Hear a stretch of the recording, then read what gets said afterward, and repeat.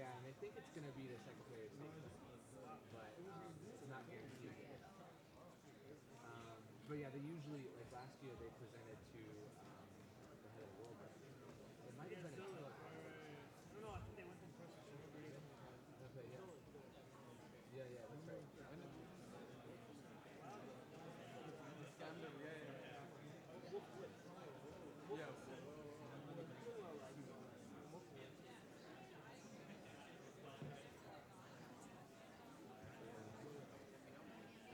Well, so yeah, but they gave us 1,200 pages worth of reading materials, and I think I've read 80 pages so far.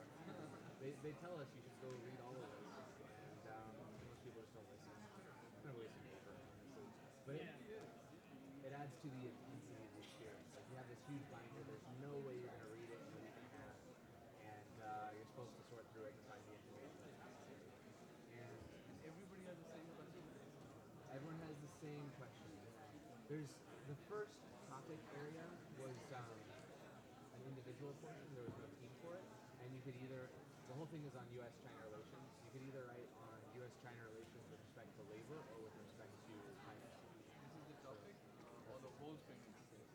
That was the topic for task one. U.S.-China relations is the topic for the whole spring exercise, and then there are a few more subtopics that they add in for the group portion of things. So it's like climate change, Sudan, Iran, and labor issues. Yeah, those are the four things we're supposed to cover. Currency a little bit as well, but it's kind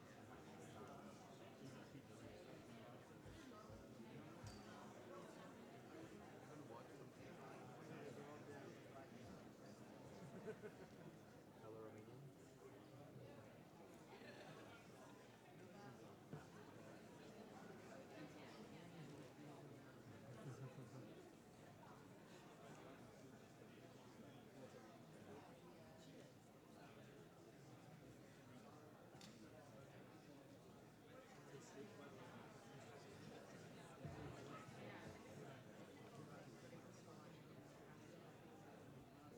What did you do before coming here? I was working for a primary education NGO. Before that, I was working for a public policy NGO. So think tank and then primary education NGO. And what did the NGO do for primary education? Yeah, it focused a lot on improving learning levels for children. So, and it's the biggest NGO in India on primary education. It covers 22 out of 28 states. And the biggest thing, I mean, the second generation education problem in India is basically learning issues, meaning not access to education. Almost every village has a school. 96% of the population has a school within 1 kilometer walking distance. So those are like big achievements, but the big issue is that the schools are crappy or the teachers are not teaching and the students are not learning. So one big second generation issue is that kids are just not learning. They may be attending school. I mean, they may be enrolled in school, but they may not be attending. And if they're attending, they will not be learning.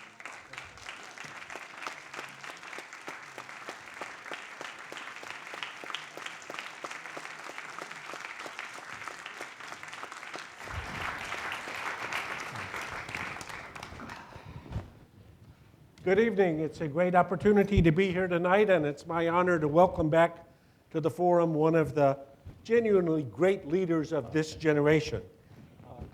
People here remember Gilbert and Sullivan's line about the very model of a modern of a modern major general, and I'm celebrating tonight the very model of a modern international public servant. There are so many things to say about Mohamed ElBaradei. I made my list of 100, but that would take up all the time, so I'm going to emphasize just three, and three that I think are directly relevant to students in the school as they think about clues for their own careers. First, Dr. ElBaradei is an Egyptian, a very proud Egyptian. He was educated initially in Cairo. He got his doctorate in international law at NYU. He entered the Egyptian Foreign Service and served with distinction.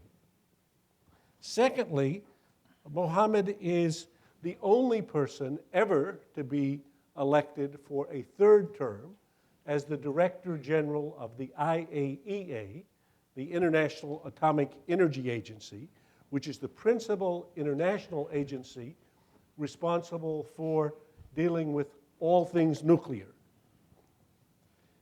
For his performance in that role, he was awarded with the IAEA a Nobel Peace Prize in 2005, in which the Nobel Committee judged his work of, quote, incalculable importance, and praised Mohamed and the IAEA for their, quote, efforts to prevent nuclear energy from being used for military purposes and to ensure that nuclear energy for peaceful purposes is used in the safest possible way.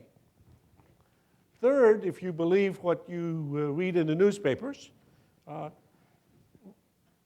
Dr. ElBaradei may be having a further incarnation as a champion of democratization in Egypt and the Arab world. Across these many careers, and the careers to come, if I were to sort of summarize the attributes that I admire most in this international public servant, I just mentioned four. First, fierce independence. Second, bold imagination. Third, undaunting courage. And fourth, a perpetual twinkle in his eye. If you could take those lessons and put them in a bottle, the school would be much more successful if we could pass it on. But I think these are great lessons for students as they think about their own careers. What we're going to do tonight at Dr. ElBaradei's suggestion is have a conversation. He and I converse as frequently as I have the opportunity, but he said rather than giving a speech, maybe I'll try to ask him the questions that I think are most on people's minds.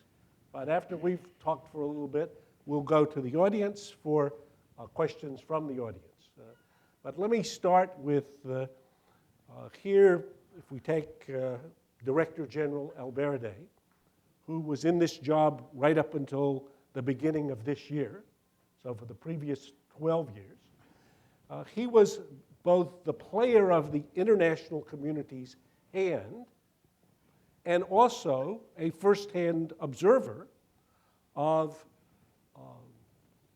the resolution or the failure to resolve relations with three countries that President Bush in January of 2002 in the State of the Union announced as the axis of evil.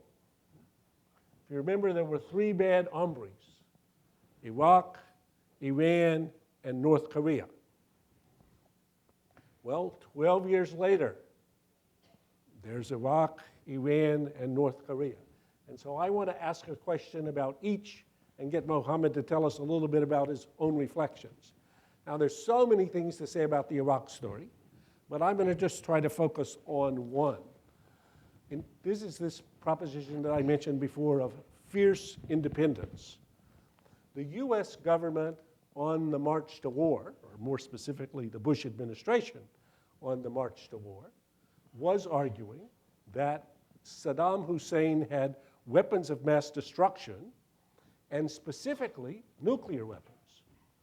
So Vice President Cheney, in trying to make the case, focused on Iranian nuclear weapons as the premise for the US going to war to topple Saddam.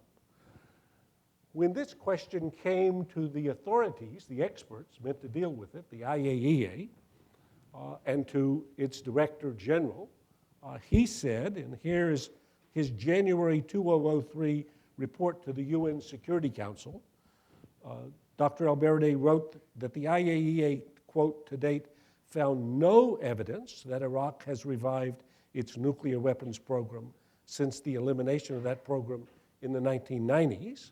And two, quote, from our analysis to date, it appears that the aluminum tubes would be consistent with the purposes stated by Iraq and unless significantly modified, would not be suitable for manufacturing centrifuges, close quote.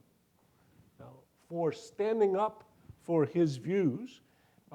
He became, I would say, on the short enemies list of some in the US government. Indeed, that was the beginning of a long story. But I told him at the time, and I've told him afterwards, basically he was putting himself and the IAEA on the line, standing up against a world sole superpower over an issue about which the US was about to go to war. So tell us a little bit about that. Well, Graham, let me first thank you very much for your embarrassing introduction. And again, tell you how much pleasure I have to be with you here again at Kennedy School and at the forum. And it's a great opportunity for us and the audience to interact and reflect on some of the major issues that facing humanity, which is primarily relate from my perspective to security, peace, cooperation, economic development, and in other words, how we can live together as one human family. And war is the worst. War to me, war is the recourse which indicate failure of human beings to resolve their issues in a peaceful manner. And you don't take decisions to go to war unless, in my view, it is the last remaining option and the best option available. And in the case of Iraq, as you know, Saddam Hussein had a clandestine nuclear program, which we discovered accidentally in 1991 because we didn't have the legal authority to go around Iraq. We neutralized that program. We declared that Iraq was pretty much clean by 1997 and from any nuclear weapon-related activities. We were out for 4 years. We were asked to go back in 2002, in November 2002, was with what I call God's authority. I mean, we had the Security Council resolution that gives us the right to do anything, anytime, anywhere, and it's something I think was unprecedented, will never happen again, as far as I'm concerned. We sent our people who were aware of what was going on in Iraq before. We had a lot of experience, and we massaged every possible building in Iraq at the time. We interviewed scientists. We looked at, used satellites. We used the environmental sampling. We used every technique available. And we haven't seen an iota of an indication that Iraq had reconstituted its nuclear weapon program.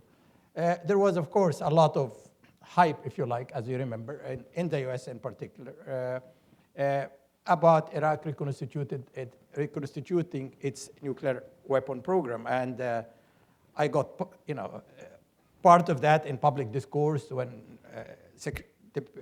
Vice President Cheney, asked about that, and he said, frankly, I think Mr. ElBaradei was wrong, and he went through a litany of how the agency missed a lot of activities in the past. Well, however, this was a decision or a statement which I did not make lightly because I know the impact of that decision, and I know that when you sit in judgment of a country's, conduct, and if your statement would lead to a war, you have to really go through a lot of soul searching. You have to look at every evidence available, and there was not, as I said, iota of evidence that there was any indication that Iraq have reconstituted its weapon program. I went to the Security Council a number of times. I said, to date, and I was very careful because we haven't yet, by that time, completed our inspection. That statement was in January. In fact, a few days before the war, I repeated that statement in March, and I said I needed a few months, which would be, as I recall, investment in peace, because it will avoid a war. Well, that appeal, of course, was not responded to. The US, joined by the UK, went unilaterally to war, and then spent afterward $3 billion to come to the same conclusion which we have come to, spending around $10 million, that Iraq was absolutely clean of any weapons of mass destruction. But worse than that, of course, if you look at Iraq today, I mean, there's 1 million people, around 1 million people who have lost their life, innocent civilians. There is, I think, according again to the CNN, there was 3 million people who have been maimed as a result of the war. 4 million people who have been displaced internally, externally. So 1 out of 3 Iraqis have been pulverized, for a war that was launched on the wrong assumption. Now they tell us that, well, it was not, even if there were no weapon of mass destruction, as Tony Blair indicated, still the war was justified because of regime change, and Saddam Hussein was a horrible dictator. Yes, Saddam Hussein was a horrible dictator, but was that a price to pay, pulverizing a country because a dictator was in power? And we have many of them around the world. And I ask the question, is regime change, where do you find regime as part of international law? Where in international law you find unilateral use of force to change a regime sanctioned by international law? And if it is not, who is accountable for that? And that's a question I think is not going to go away very easily. Somebody has to be accountable for the loss of life that we have seen in Iraq. Somebody has to be accountable for, in my view, a blatant breach of international law. Let me take you to Iran for a second, because we were talking about this earlier today. So your proposition is that watching the last 10 years with Iran, if the U.S. had played its hand with more agility and more imagination, that we would have an Iran today that actually did not stand anywhere close to having a nuclear weapons capability, that a deal could have been reached earlier at several junctures, you were saying, in which Iran would have stopped its enrichment activity with just a research and development version with, I think you said that the Russians had proposed 31 or somebody else had proposed a couple of hundred. So this is a big proposition, that here we are with one of the greatest challenges that we face today, in which Iran, on its current trajectory, well, today has 2 bombs worth of low-enriched uranium after further enrichment, has mastered the technology of enriching uranium, has 4,000 centrifuges spinning, and we didn't have to be here. We could have stopped at some earlier point if we had played the hand differently. So tell us, what were the best opportunities we had, and why did we make the mistakes that we did, if we did? Well, Graham, diplomacy to me, as I'm sure to you, is the art of possible, and not that when you engage in diplomacy, you have to understand where your adversary is coming from. You have to understand their psychology, their insecurity, and you have to understand that to make a difference between a question that raises concern and imminent threat, and there are different remedies to different situations. Iran, I have come to see the development there, like Iraq, these 3 axes of evil, like the North Korea, were really 3 missed opportunities in many ways. I mean, to start with, once you start calling them by biblical terms, you are not really interested in finding a pragmatic, practical, down-to-earth solution. And in Iran, Iran could have started their program for weapon purpose in the mid-'80s, but during the war with Iraq, when chemical weapon was used against Iran.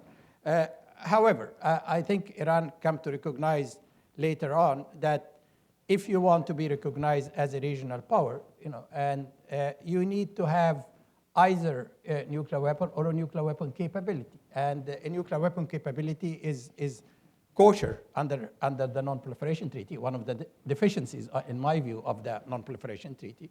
And that's what they have tried to do. They went underground, and of course they were in violation to a certain extent of their obligation to report to agency equipment, imported, etc. But the argument, I'm not defending them, the argument that if we would have gone above board, we would have gone to 0, because they were under sanction for many years. And I remember the U.S. during even the Clinton administration, going around the globe saying Iran should not get even a power reactor because they should not even get the knowledge about nuclear because they are a country not to be trusted. So in that situation, Iran decided that we have got to get the technology. They went underground. They made a deal with the network, which we later discovered under the so-called AQCAN network. And then they were caught, if you like, red-handed, by the agency through our inspection that we have come to discover that they have been developing an enrichment capability. At that time, it was very incipient. It was a laboratory scale. When I was there in, I think, April 2003, it was still at a very experimental stage. And they, of course, there was a lot of outcry from the West, from the US. This is against the rules. This is illegal, and you have to stop that. As a matter of confidence building until we find out a solution and establish confidence in the peaceful nature of your program. They were ready to suspend their enrichment program. They suspended, in fact, their enrichment program for over a year.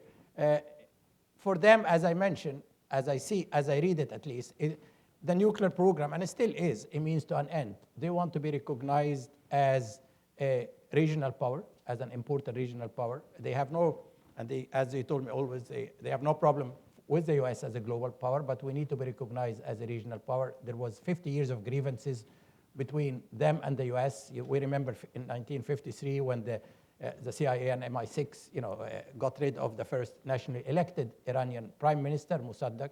Then we had to go through the hostage crisis in '79. So lots of grievances, human rights issues, support of extremist groups, what have you, And they wanted to be recognized. They wanted to have the wherewithal to force recognition by the US. They saw that to be having the enrichment program or the ability to develop a weapon in a short span of time if they would like to do so. They, however, agreed that if the West were ready to address their concern, were ready to address their security, sanction, what have you, they're ready to suspend their program, and they did suspend their program. At that time, the US was absolutely not ready to talk to them. There was a number of messages went from the Iranian government to the US Bush administration saying, we're ready to discuss everything, we're ready to engage you, we are ready to, to sit around the table with you and talk about whatever we can do to build confidence. The answer at that time was, we are not ready to address, to talk to you because, as you mentioned, you are part of axis of evil. As we mentioned, negotiation is a reward for good behavior and not a tool to change behavior. And that's where a fundamental difference I have, of course, with the concept of diplomacy. I mean, you deal with your adversaries to change behavior and not to wait for them to behave before you talk to them. However, that was the ideology at the time, and the European did engage, with Iran, and in fact, one of the senior European responsible for the negotiation with the Iranian at that time, against the opposition of the US, told me that we are acting as human shields, and we are engaging Iran because we do not want to see another Iraq, in fact. However, for the European to succeed, they needed the support of the US. And the Iranian was negotiating with the European, but looking behind their shoulder to the American, because they know the one who can do the heavy lifting is the US. They wanted as a litmus test, a Western technology, a nuclear power reactor. They could not get that because the only one who could have provided that was a French company called Arriva. Its largest market is the US. They could not get the green light from the US. So they came to the Iranian with what I call it an empty shell, an empty offer. Basically, waffling and saying we are going to open our market for you, with some even insulting language. I mentioned to you a paragraph in that saying, when you stop your enrichment, we will take care of your scientists who are going to be redundant. You write that to a proud nation like Iran or any nation. The Iranians realized that this is not the way to go, that the best way to do it is to go through a fait accompli. There was a change of government. The so-called moderate government have lost power. And then the new government decided to go and establish facts on the ground. They started to conversion. They started to build in an enrichment program. However, throughout this time, they were still ready for engagement. They were still ready to engage with the US. They were still ready to suspend. But of course, at that time, they had to have a face saving because the nuclear issue has become a matter of national pride. Every Iranian and his brother would know what his enrichment is about, because it became a matter of why, indication of science and technology, progress, what have you. They needed a face saving, and there was a number of proposals put on the table at that time, including the one you mentioned by Russia, which is limiting the Iranian program to an R&D stage. Another one was a proposal by the Swiss, who did a lot of work, again, to limit it to a few hundreds. These were all rejected, and the US policy at that time, for 3 years at least, that Iran should not spin one single centrifuge and let us wait, Iran will buckle under pressure. That was the US policy for 3-4 years. Eventually it changed to saying, all right, we're going to join when Iran started to develop capacity and when they realized that their policy is not working, and that when Iran is not buckling under pressure, and that when the hardliner is getting, in fact, in charge in Iran, then they change and say, all right, we're ready to join the European, and we're ready to put which is a good offer. Now the second offer was much more, courteous in language, much more substantive in what they're offering. But they said, for you to get these goodies, you have to stop all your enrichment activities before the negotiation. Well, anybody would have realized immediately that this is not the way you negotiate. I mean, you get that as an outcome of negotiation and not as a prelude to negotiation. And of course, the Iranian at that time was not ready to give the fruits of the negotiation before you start the negotiation. And it was immediately apparent to me that this is a dead-end street. I had a number of discussions at that time, State Department with, Condi Rice and others, basically saying to me, for the Iran to have a laboratory scale enrichment for, and they needed that for domestic purpose, because they couldn't go to their people and saying we stopped completely our program. In return for Iran readiness to apply the additional protocol, which means giving us, the agency, much more authority to inspect Iran possible undeclared activities, was much more important because my worry, and continued at that time to be, not really the declared activities of Iran, which was under agency inspection 24 hours, 24/7, but basically the possibility of undeclared activities, and I needed that tool to do the inspection. Iran at the beginning, again, when they suspended their program, applied the additional protocol, and we were able to go places. When they were taken to the Security Council, then of course all that came to a halt. They stopped the implementation of the additional protocol. They accelerated their enrichment program, and rather than buckling under pressure, they started to, go into a confrontation mode. And today, what we see, is Iran, of course, masters the technology, which again I should say, and the basic objective, in 2003 of the US and the European, but primarily the US, that Iran should not have the technology, the know-how, which to me again was something of a fantasy, frankly, to think that a country would not have even the knowledge, is something of a fantasy and is not doable, and it smacks of even arrogance, to say the least. However, that Iran now, after, if I look back, they have been spinning centrifuges for 6 years. They have now enough material, that raising some concern in some quarters. They know how to go about enrichment. And finally, when President Obama came to power, he realized that this is a failed policy, and that if you really want to engage Iran, you need to engage Iran on the basis of respect, and that's what he said, on the basis of mutual respect, and without precondition. Unfortunately, by the time Obama came to power, the Iranians got embroiled in their own domestic, situation, and we are going through what I believe until now a payback situation inside Iran. That while you have the president was ready to engage, the former national security advisor and even the so-called moderate are attacking him of selling the country by doing anything that that can impact on their full freedom to manage their program.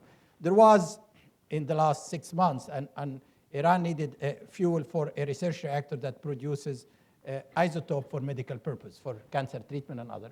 And we thought that this is a golden opportunity to show goodwill on both sides. Right.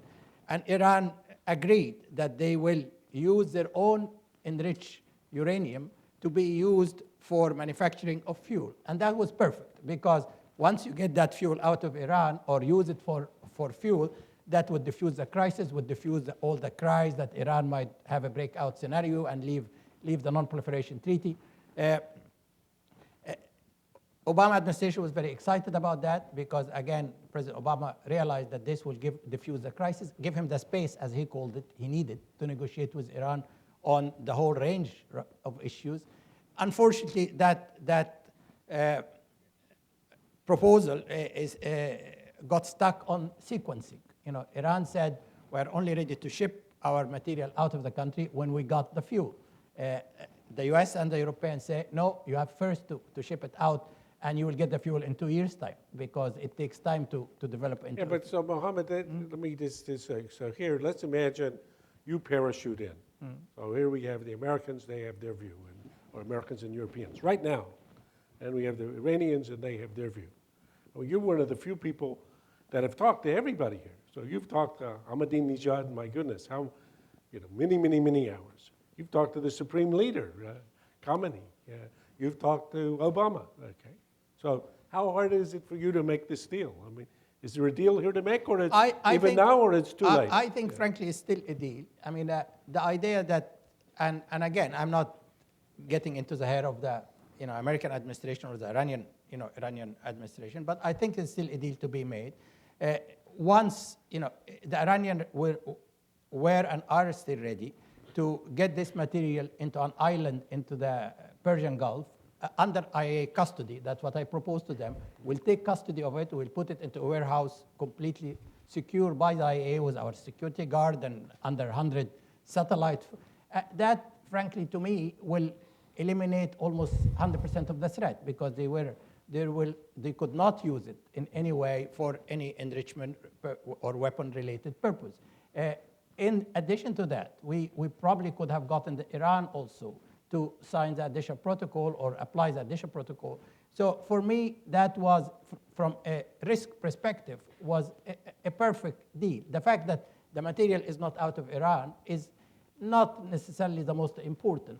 But the beauty of that deal, that it would have opened the opportunity for negotiation, bilateral negotiation, primarily between the US and Iran, which would have then dealt with the concern about the nuclear program, all the grievances about human rights, about technology, about sanctions, about the role of Iran, and positive and negative. And Iran made it never hide that they can become a very positive partner in the Middle East, in the case of Iraq, in the case of Afghanistan, in the case of Syria, Lebanon, in the case of Lebanon. They have a lot of influence there, and they have a lot of assets. So to me, that deal, not as a precursor to what is sooner or later is going to happen, a comprehensive negotiation between the US and Iran, is a win-win situation. It is still a deal that could be solved. Even now, yeah. Even now, it is not what you need, what you want 100%, is not what the Iranian wants 100%, but it's art of possible. And in fact, it satisfies the needs of the US by eliminating what they see as a breakout scenario. It allows Iran to be able to say, we finally getting a goodwill from the US, and we then can ready to engage into negotiation. So I hope people will just be patient a bit, try to see the inherent value of that offer and the implication of going that route. To go through the sanction route, I mean, again, this is an act of desperation. I mean, I never been a fan of sanction. I never believed that sanction would resolve any issue. Sanction, in fact, hurt the vulnerable and the young. It enrich the people in power, as we have seen in the case of Saddam Hussein. It makes him even more popular, as the case of Milosevic. Sanction was designed in 1945 to apply in a democratic society. When people are getting hurt, they change the government. When we have seen sanction applied in all authoritarian systems, which have no impact on the government. And that to me, I mean, you probably have to go through that process because you need to show that you're doing something. And maybe that's going to happen. But I hope that immediately after, or even better before the sanction, you try to see how you engage Iran. And engaging Iran on the nuclear issue is a matter of security, we have to understand. And security means building trust. Building trust meaning sitting around the table, gradually trying to put your issues of distrust on the table and try to build confidence building measure. Unless that will happen, we will continue to get from bad to worse. And I should say, again, there's a lot of hype about Iran. Yes, there is concern about Iran, but I haven't seen anybody who is saying that we'll wake up tomorrow and we have Iran with a nuclear weapon. They're talking even, the U.S. intelligence saying until today that they stopped any weaponization studies in 2003. All the estimation that they might have 4 or 5 years from now. So we have all the time to address Iran in a rational way and understand the implication. Resolving the Iranian issue could have in a Middle East that is beset by violence, that is beset by radicalization, that it's, in my judgment, the worst region in the world right now in terms of instability. So I hope, as I said, I hope that somebody would look at that, at the possibility, at the positive, and not see the glass half full and not half empty, and try to move forward into one of the major issues we are facing. Even if Iran, and again, I would like, and I continue as in the case of Iraq, I mean, you can have concern, but you have to assess, you cannot overstate and understate. Iran could be a serious concern. There is a hypothesis that it can, in the future, walk out of the NPT and develop a nuclear weapon, 1 or 2. But you live in a world, Graham, when you have 20,000 nuclear weapons, and you have to put that into perspective. And you live in a world when you have nuclear weapons, you have, no matter what the rhetorics are, you have power, prestige, and you buy yourself an insurance policy. I look at North Korea, I look at Iraq. In the case of Iraq was pulverized. It's an indication to me that everybody knew, including the Bush administration, that they didn't have nuclear weapons, because if they did believe that they have nuclear weapons, they would have thought twice about launching the war. In the case of North Korea, with Kim Jong-il, who's not the greatest Democrat in the world, I mean, people are saying, well, let us sit around the table as gentlemen and find a solution based on diplomacy, negotiation, and so this is the reality. You can say whatever you want to say. People are not stupid to see that if you have nuclear weapons, or if you have even the capability, as Iran is trying to do now, you are in a different league. You have 30 countries, no matter what now, with all the rhetoric, who are the privileged countries, who are living, either have nuclear weapons, 9 of them have nuclear weapons, or 30 countries living under the nuclear umbrella, which means that deterrence, the nuclear weapon does matter, that we are protected, shielded by this nuclear umbrella. What do you tell the other 160 countries? That you cannot touch nuclear weapon, you cannot touch nuclear umbrella because you do not have a security concern. Well, any policy, as we was discussing today, any policy which is based on haves and have-nots, which is not equitable, is not sustainable. So either we are ready to have a change of mindset and accept a security system that is fair and equitable and sustainable, or continue with the myth that we can have nuclear weapons because we can be trusted, but the natives cannot be trusted. And that is not sustainable because the technology is out of the tube. And then, unfortunately, if we continue down that road, you will see, or you will the prophecy of John F. Kennedy that you will have a world with 15, 20 nuclear weapon states will come true. And with that, of course, the odds of using nuclear weapons because of system failure, unauthorized use, what have you, is much, much higher. And even worse, as you and I have been talking, the possibility of an extremist group getting hold of a nuclear weapon or a nuclear material or radioactive powerful radioactive source. And for them, the so-called deterrence is not relevant to their ideology. I mean, they are there to sacrifice their life for whatever ideology they have. You know, you talk about Iran or North Korea, no matter what you call them, rogue states, outliers, axis of evil, there is a certain conception of survival. They know that if they use nuclear weapons, they will be pulverized. So my worry is 10 times more with an extremist group getting hold of the nuclear weapon, and with the nuclear material around the world increasing, nuclear weapon material, with, as we know, a lot of material is not properly secured, the risk we need to focus on much, much more is the possibility of making sure, as you coined the phrase, applying the gold standard to nuclear weapon material. Let me do one more question, and then we're going to the audience. I know on many people's, we're here mainly talking about international security, but many people also have another question in mind. So what about Egypt? Well, I think, since I was out of office and looking for something to do, and I can guarantee one thing, that having known and admired Mohamed and his wife greatly over many, many years, his wife, who almost divorced him when he did the third term as director of IAEA, had him swear in blood the commitment that he was going to retire when he left the IAEA and going to meet his granddaughter, who's 2 years old, and spend some time together in a very nice house in the south of France. So that he was not, the scheme, not yes. looking, and maybe come and visit us from time to time. Yeah. So that was the extent of the work plan. Okay, so go ahead. Well, Graham, I always believe that, any system that is not empowering people is going through a dead-end street, frankly. And I've seen the Arab world getting from bad to worse. I mean, I've seen the Arab world disintegrating. If you look at the Arab world right now, there is at least 4 or 5 civil wars, or, people are,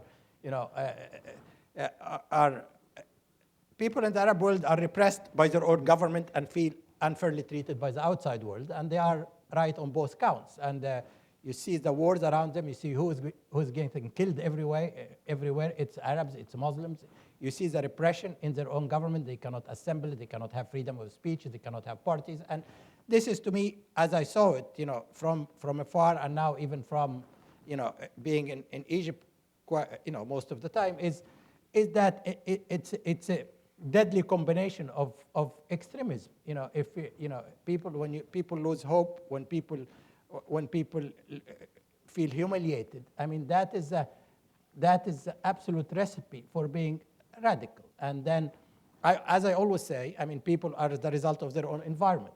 I'd like to see more of Mother Teresa's and less of suicide bombers. And you will not get that unless you create the environment when people feel that they are treated with dignity and with pride, and they feel empowered, and they feel the ability to speak their mind and assemble and like in any other democracy. That is not happening in the Arab world. That's not happening in Egypt.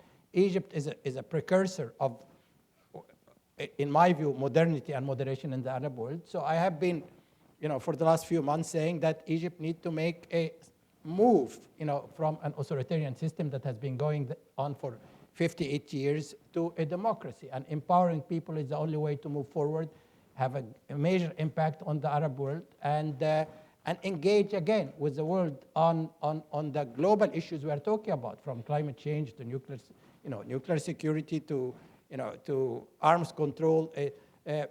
These are, this is, to me, is inevitable. And in a world, particularly after the end of the Cold War, when you have almost like everybody and his brother become a democracy, we need to get the Arab world to join the group, and not continue to live in a system that is dysfunctional, in my view. And stability is based in a regime that is supported by its people, and not a regime that is suppressing its people. And that's, I have been, for the last at least few months calling for peaceful change in Egypt through making people understand the linkage between democracy and between economic and social progress and social justice.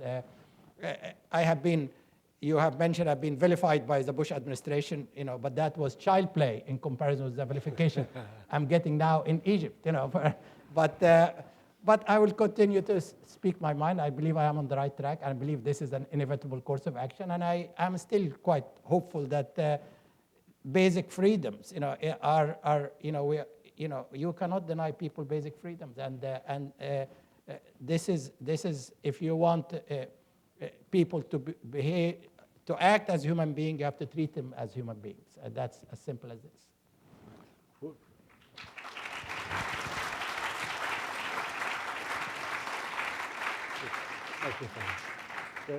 There are microphones on, stand up at the microphone right here. There are microphones on the ground floor, please line up, and also in the loges here. And this gentleman was first, if you'll, yes, please, just 1 second. Let me make only one small correction of Dr. ElBaradei. I don't know exactly about the Egyptian politics, but for the Americans here, I'll remember or remind you that when the question arose who should become director, or who should be director of IAEA, this was back in 2004 or 5. I think it was 2004 was, no, or 5. Five, yeah. John Bolton was the Undersecretary of State and made it his cause to prevent Mohamed ElBaradei becoming or serving in a third term. Indeed, Colin Powell's chief of staff has talked about this later in terms of a genuine conspiracy. And I said to Mohamed at the time that this was one of the most artful exercises I had ever seen of enlisting an unwitting agent who enhanced his credibility in the world beyond belief, because Bolton, having opposed him so viciously, only made his standing improve steadily through this effort. And while John didn't know what he was doing, he was actually a most effective unwitting agent you ever saw. So maybe this could have the same effect. Well, the same thing is happening in Egypt. The more I'm vilified, the more I'm getting credibility. Exactly. This gentleman, and please, the rules of here are we have only one speaker tonight. He's Dr. ElBaradei. Please identify yourself and make your point or put your question, please. Yes, Mr. ElBaradei. My name is Zaglul Ayad. I'm an Egyptian, and I live here in Cambridge, Massachusetts for the last 30 years. What your chance on a scale of 1 to 10, you becoming next president of Egypt, and what your first 4 priority to do for the Egyptian citizen who live in Egypt in economics, road construction, and other thing in Egypt? What your top 4 or 5 priority to do in Egypt, and what your chance on a scale 1 to 10 to become next president of Egypt? I told you there's free questions. You can answer any questions you want. So please. My wife hopes that my chances are 0. But I frankly do not know, and that's not my worry. My concern is to be an agent for change. I mean, whether I'll be a president of Egypt or not is totally immaterial to me. That's not the issue. The issue is to have a system by which people have the right, to choose whoever they think is the right person for that job. The other question you ask, what is my priorities? I mean, my priority is democracy. I mean, again, people don't understand that if you have a democratic system, all what you're talking about in terms of economic development, education, healthcare, whatever, will follow through. Democracy means that you are electing the people you think they are the best. You are able to have an independent judiciary. You are able to have an independent parliament or Congress. You are able to have a change of power, and if people fail you, then you have a change of power. But and empowering the people means that they will really focus on their priorities, that the priorities will be the priorities of the people. So if the priorities in Egypt right now is a good education, if healthcare, social security, what have you, that will all follow through. Obviously, if I were to run, if anybody else will have a program, but the major program, as I've said on my Twitter, and now I'm now technology savvy person at my old age. I said that the major part of any program is democracy. Empower people, and everything else will follow through. Okay. Let me go to the first lodge here. And Tariq, this is an assistant professor at the Kennedy School. Introduce yourself, please. Yes. Well, you already did such a great job, Graham. I'm Tariq Masood. I'm an assistant professor here at the Kennedy School. I teach Middle East politics, among other things. And thank you very much for coming to Harvard today. So you have, in many of your public talks, have really emphasized that you're not really interested in being the president of Egypt. What you're really interested in is being an agent of change. And I heard you last night speaking to the Egyptian American community, and you emphasized that Egypt and Egyptians need to go through a long process of change in order to become democratic citizens. So that to me is may be correct, but it's not the kind of thing you think politicians say, right? Politicians generally, cater to their audiences, tell their audiences how wonderful they are, etc. So these are all symbols to me that you really are serious when you say that you're not quite interested in being the president of Egypt. Why do you think it is that so many Egyptians aren't willing to take you at your word? Well, again, you live in Boston. I live in Egypt now, and I know the difference. I mean, I haven't said I'm not interested. I said that is not my priority. And I think I'm getting a lot of more of credibility by focusing on the need for change and not on the personal agenda. But I made it very clear, if there were to be a change and we make the necessary move toward democracy, and if people want me to run, I will not let them down. I mean, I never said I will never, run for president, but I'm saying this is not my primary goal. My primary goal is to see a democratic Egypt. And well, it seemed to work because I'm getting now 300,000 people on my Facebook. So. Okay, the gentleman in the lounge. Please introduce yourself. Yes. My name is Richard Salomon. I'm a citizen of Boston and thus the world. And when I go to sleep at night, I thank you personally for the work that you've done over the years to reduce nuclear weapons and control them in this planet. What I want to ask you about is the recent agreement with President Obama and President Medvedev to reduce nuclear weapons. I have a suspicion that it may not be as productive as it appears on the surface, that these nations that have thousands upon thousands of overkill are simply reducing weapons that they have to take out of circulation anyway and are replacing them with new, more accurate, et cetera, et cetera. I know they count warheads within an MIRV. So is there reason to be optimistic about these major countries who control nuclear weapons reducing the amounts in the world? Or is more work needed to be done on India and Pakistan? And should the world that has nuclear weapons, or nuclear capabilities like France, provide nuclear power to countries to reduce their dependency and costs of petroleum in a safe and controlled manner? What is your thoughts on that?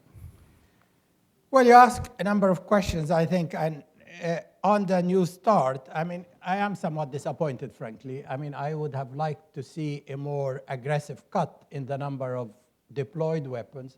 We're still talking about 1,550 each, and that to be even implemented in 7 years' time, to reach that goal. There is nothing in the agreement about the undeployed weapon, the thousands of nuclear warheads that are not deployed, and there is nothing in the treaty that say that they should be eliminated. The agreement still maintains the so-called Cold War status alert, the hair trigger status alert. Sam Nunn, I think, is going to be here next week, and he will tell you that this is not sustainable. It is not logical. 20 years after the end of the Cold War, that you still have weapons deployed between you and the and Russia in a way that does not give humans the ability to think about whether to retaliate in case of a reported nuclear attack. So the treaty itself could have sent a better message if there were provision about eliminating the undeployed nuclear weapons, if there was more aggressive cuts in the deployed nuclear weapons, in about changing the deployment status to take account of the end of the Cold War, and that would have been sending a different message to the rest of the world. What the message coming from start, yes, that we are tiptoeing into moving toward nuclear disarmament, but it's a long way to go, and it doesn't really change the environment. It doesn't send the right message to the Indian of the world, the Pakistani of the world, the French of the world, and everybody continue to develop their nuclear weapon capability or nuclear weapon. Why? I mean, I asked this question today. Why Britain, for example, the UK, is modernizing or buying new Trident submarines?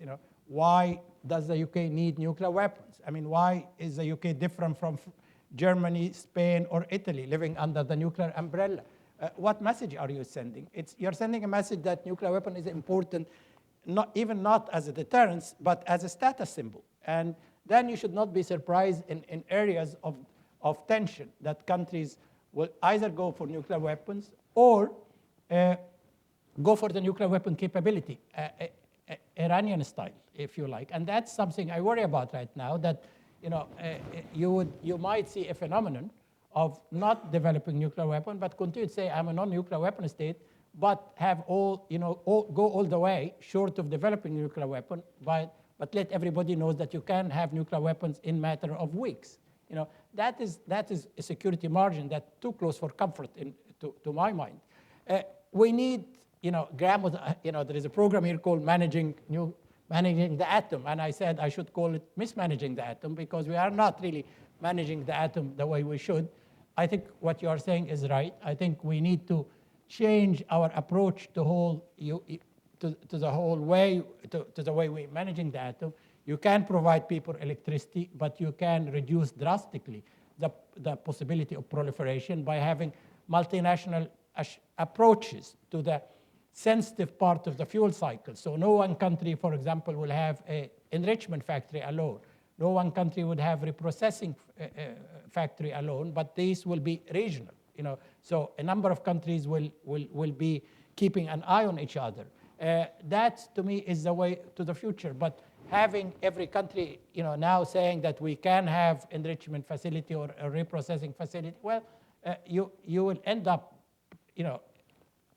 basically have 20, 25 countries who are going to either have nuclear weapon or nuclear weapon capability, which to me doesn't really make much difference. So you need to look at 50 years after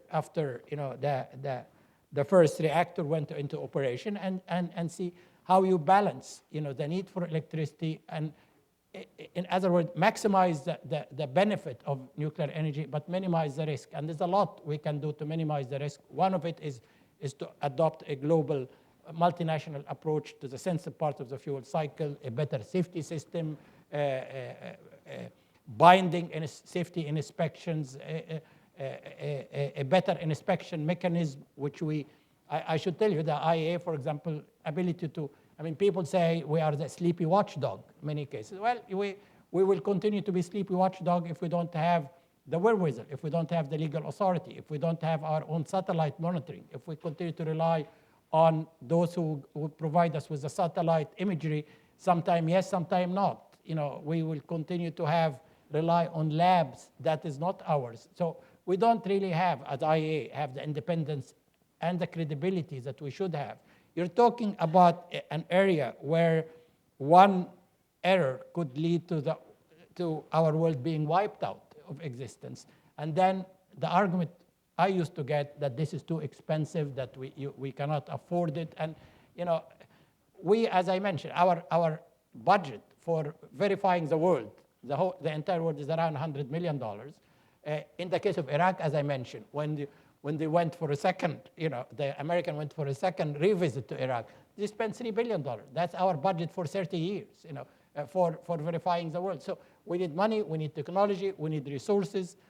I commissioned, before I left, a report called IAEA 2020, and Graham Allison was the project director, and they came with fantastic recommendations. But we sent that report to governments, and I think by 2050 we'll get some response. Okay, we have about 20 questions, and we have only 15 minutes, so we have to have quick questions and quick answers. This gentleman, please. My name is Ali Abdul Qadir, a retired political science professor. I had the privilege of attending yesterday's meeting. I share Dr. Baradei's interest in democracy. I really support this idea so much.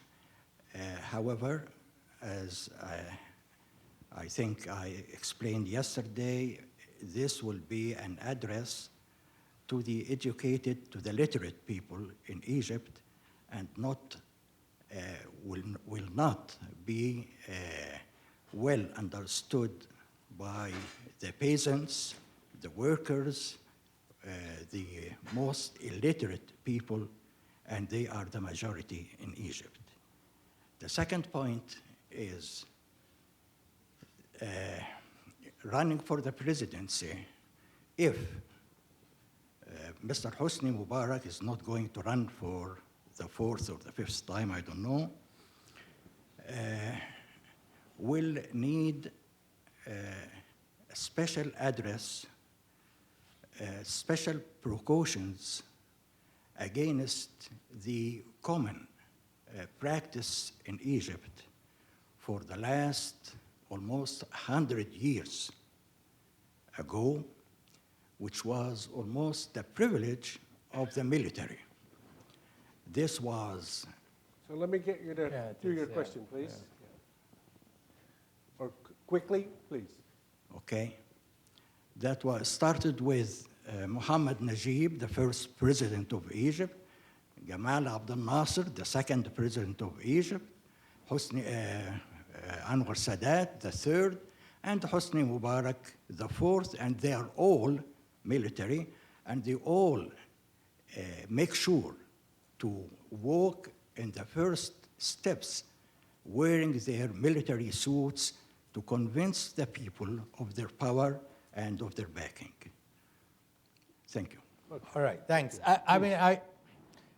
I would prefer today to answer more questions on the global security issues, frankly, because that is my métier, However, I should answer that, but of course, you speak different language to different people, and I was just mentioning today that don't underestimate even people, the rank and file of people. I talked to them in Egypt, about classical music, about jazz, about Miles Davis, and they were absolutely excited, and they're supporting me. So it doesn't really matter that we should try to underestimate them. And however, it's a question of, as I said, it's going through that. It's a black hole because it is not a level playing field. I get lots of advice. I don't know how it is going to be, but that is I think is not the focus of my. Yes, sir. Please introduce yourself. My name is Charo Matsubara at Harvard Kennedy School. The IAEA is mainly regulates state actors through the NPT, but the current threat is nuclear terrorism by non-state actor. So what should and can the IAEA do to prevent nuclear terrorism? Should the IAEA expand the law in addition to inspections and setting standards? Thank you. Well, we are setting a standard, we are setting guidelines, we are sending a lot of missions, to assess threat assessment. The problem we have, is a lack of resources, and we still need a lot of resources. We know that there's a lot of material that's not adequately protected today, and the more resources we get, the more we are able to secure the material. The Security Summit said that we should aim in 4 years' term to have nuclear security, all nuclear material and radioactive powerful radioactive sources in 4 years. But people should put their money where their mouth is. I've seen that so many times. You get summits, you get lots of lofty declarations, and then and then it goes back to the treasury and they say we don't have money. I mean, that is, and we know what to do, we can do it, it's just a question of giving us the resources. This gentleman in the lodge, please. Hi, I'm Arab American. Thank you for your time. I'll add you to my Facebook. Do you think Iran's intention to develop a nuclear bomb or nuclear energy has acted as a deterrent in the Middle East for further escalations? Or what would have stopped Israel from attacking Iranian nuclear sites like they did in Iraq and Syria? Do you think the fact that they want to build nuclear weapons has acted as a deterrent and therefore actually prevented other wars from taking place? Well, I'm not sure they have. I don't think they have nuclear weapon today. So I mean, I don't think you can talk about an Iranian deterrence today. I think what the Iranians have done is raised concern about the whole stability or instability in the Middle East. It raised concern about the Israeli program, where or nuclear program, where they are sitting outside the whole regime. It raised concern about the security instability or the double standard if you have there. It raises concern about the domestic policies in different countries and repression and what have you. I'm not. The Iranian issue is not susceptible in any way for any use of force. I mean, the use of force, you would have been doing the best service if you bomb the Iranian program, because if you do that, the Iranian will go for a crash course for a nuclear weapon if they were not going for a nuclear weapon today, with the support of every Iranian, with the support of a lot of people around the world. So there is no military solution. The only solution is to build trust. Iran has a lot of influence. It doesn't in the region. It doesn't need nuclear weapon to have more influence. I mean, they have what Joe and I call soft power. In all the countries around them, in Iraq, in Palestine, in Syria, Lebanon, in Afghanistan. So the nuclear is, as I said, the nuclear program, as I see it in Iran, is a means to an end, and that is to show that they are a major player in the region you have to contend with. But I'm not sure that they have. I mean, there's a lot of concern about it, but I think that the concern is somewhat overstated, and I also think the solution is not using sanction or force, but trying to find a way to get together and build trust through negotiation. Gentleman in the lodge, please. My name is Philipp Schrögel. I'm a student here at the Kennedy School. You mentioned in your talk the problematic history in US-Iran relations. How do you evaluate the chances of bringing in Russia and especially China into the negotiations about the Iranian nuclear program to bring it to a better success?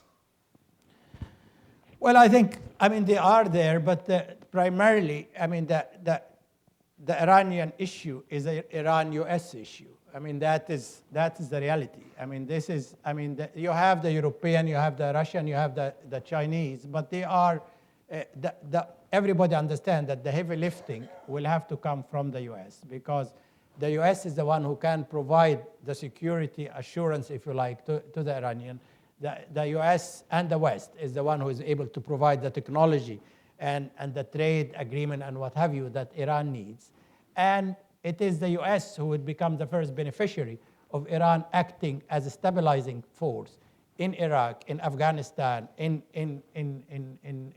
the Palestinian territory. So it's, no matter how you look at it, it's both the US and Iran understand that a solution would only come when these two countries get together.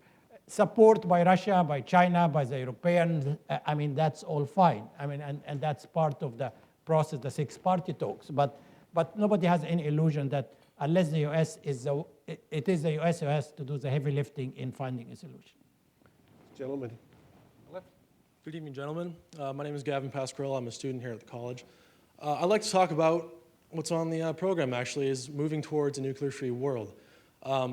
It doesn't seem like that would be the best situation. It seems like it'd be a destabilizing event. I mean, the arms reduction talks don't mean anything today. I mean, even if we reduce our arsenals by 25%, we still have the ability to destroy most of the world many times over. We still have a second strike capability.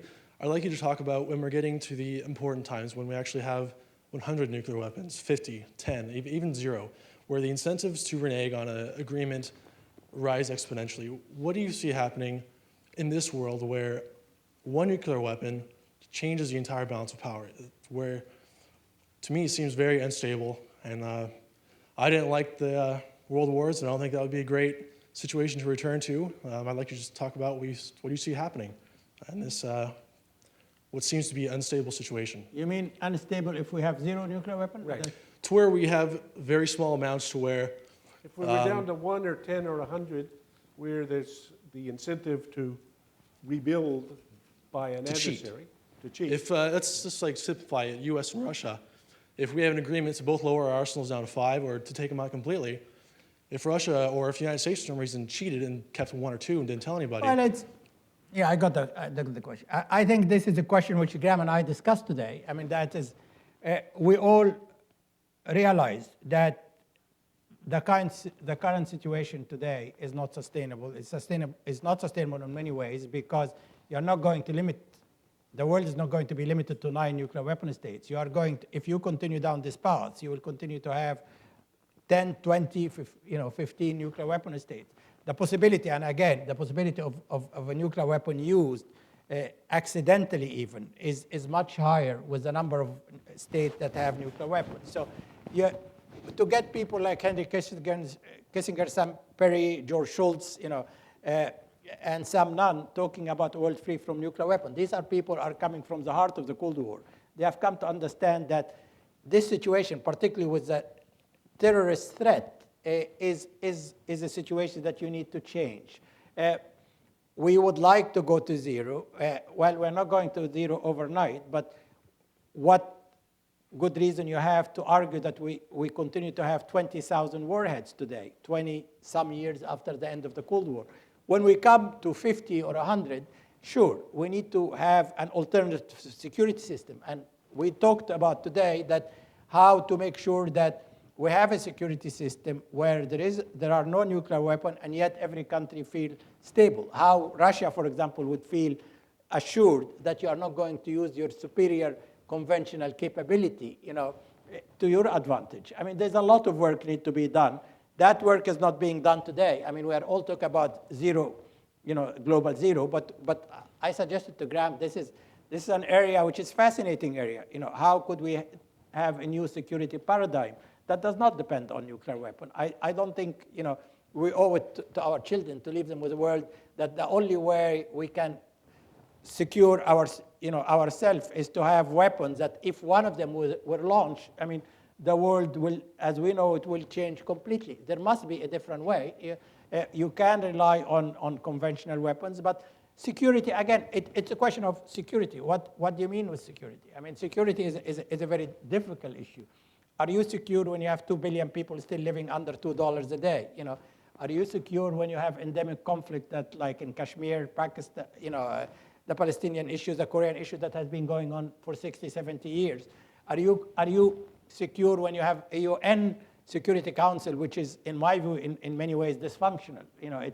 And you cannot rely on it to resolve many of these issues. Security is not just a weapon. Security is creating an environment when you create disincentive for people to go to war or to attack each other. I mean, the European Union is a good example. European Union have 27 countries now. I mean, they don't see eye to eye on each issue. They have a lot of problems. They do dirty tricks against each other. But you will never think that they will go to war against each other because there is so much interaction between them and so much, cooperation between them, and that it is unthinkable to think of any of the European Union attacking each other. Can you expand this concept of European Union to be a world model? It's of course difficult. There's different culture, different regimes, but we need to think about an alternative security system. I take your point that the world would be unstable if we just say we go to global zero and not take care of possible cheats. I mean, I think Henry Kissinger talks about a security system with zero nuclear weapon, but with built-in mechanism to detect and deter possible cheats. So there's a lot of work cut cut on for you here at Kennedy School and many other academic institutions to see, while we are going toward global zero, and that's not going to happen tomorrow, how we can develop this security architect that we can live as human beings and not afraid that we will wake up tomorrow and find half of the world is gone. Well, I think the challenge to think about a new security paradigm is a good one, especially for somebody that's young enough to be in the college. It's unfortunately my duty to say we're coming close to the end. What I'm going to do is take 1, 2, 3, each put your question briefly, let Mohamed address the three, and I apologize for other people who are standing up. But first here on the Good evening, Rima Mary. I'm a fellow at the Carr Center. Dr. Ellison, I attended a talk a couple of weeks ago at Belfer where there I can't hear you very well. Oh. A little louder. Yeah. I attended a talk at Belfer a couple of weeks ago where there was a debate as to whether the U.S. should be planning for an attack on one state or more than one state in terms of nuclear weapons. And it sort of threw me off course because I hadn't in my mind really gone there yet. And I walked away thinking, is there on the level of the international community someone planning, thinking that far? Is there, God forbid, if a nuclear bomb falls tomorrow, is there a manual for people to know what to do on a citizen level, on a state, on the level of the international community? Are there simulation workshops where they pick out, like hot points in the world and sort of think, okay, if something happens, what are we going to do? Or is this just being left and the debate, the talk is always about nuclear weapons within the context of deterrence? But I think it's a threat that most people have come to fear. And being a citizen of Lebanon, I don't sleep. So if you would shed light on that, I'd be grateful. Okay, good. So the one question is with respect to if, God forbid, a bomb goes off somewhere, what are we going to do? Second question. Good evening. My name is Mohamed. I'm from Saudi Arabia. My question is, don't you think America and Europe just want to maximize Iranian case just to cover another criminals that happen around the area? To do what? Maximize it to do what? Just maximize Iranian case, just a nuclear weapon, just to cover what happens around, and just make people just forget what happens around in Palestine and Iraq, just focus on Iran as a big devil or evil. So Iran to distract attention from Iraq or Palestine or other settings. And this is the last question, yes? Hello, I'm Madeline Magnuson. I'm a student at the college, and my question was on your opinion of recycling nuclear fuel and whether if the United States were to restart recycling nuclear fuel, the costs would outweigh the benefits, especially the costs in terms of undercutting our legitimacy in negotiating with Iran. My goodness, three hard questions. Yeah. Please, just short answers. Well, I don't know whether if we were going to be alive after a nuclear attack, then we have to think what to do. But I assume, a lot of countries have bunkers, but it is not. There is no international system, as I know, that deals with that, horrific possibility. And, sir. Plans for this, Dr. Graham? Because there was a talk before that the U.S. is planning, and the debate was, should we plan for one city or two? And that's how, my thoughts on that question on the international level came up. These are probably postdoctoral students thinking of their thesis topics. On the second question of Iran and the hyping, or is it a hype for the purpose of distraction? Well, we are fond in the Arab world of the conspiracy theory, and there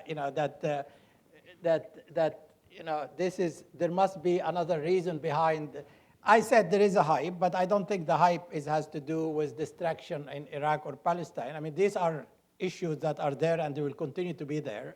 It's a question which has to do with balance of power in the Middle East. It primarily has to do with the balance of power between, and the perceived threat by Iran to Israel, primarily. That's why Iran is taking such a prominence here. I think it is hyped, but I don't think it's hyped to distract Palestinian or the Iraqi thing. It has to do with the balance of power, which, as I said, is quite unstable in the Middle East. And eventually, the Middle East has to be rid of all weapons of mass destruction, including nuclear weapon in Israel, but that has to be in the context of a comprehensive peace which has have eluded us in the last 60 years at least. And the last question was about recycling. Well, recycling is in another way of reprocessing. You know, the U.S. has gone, of different minds on this issue many ways. I mean, people argue that if you don't recycle, you are losing 95% of the resource of the uranium. You are not using it. Other people are saying this is, create more weapon-related material, and that then increase the risk of nuclear terrorism, or increase the risk of proliferation. I'm not sure. I mean, I know there was the recycling was popular with the Bush administration. I know the Obama administration is now rethinking this GNEP program, and a lot of countries are reprocessing. I mean, the French, the Russians. I think, if you were to reprocess, it has to be under multinational control, because dealing with plutonium is a very, one of the most sensitive, material that you can use for weapons. So you can use it for electricity, but you have to minimize the risk of proliferation by making sure that at least 5, 6, 10 countries are watching each other during the reprocessing process. Let me mention two things that are coming up for continuing this conversation. Mohamed already mentioned one. So on reprocessing and nuclear civilian power in the context of energy, next Monday in the forum, John Deutsch, our colleague from MIT, will be giving the Godkin lecture about energy.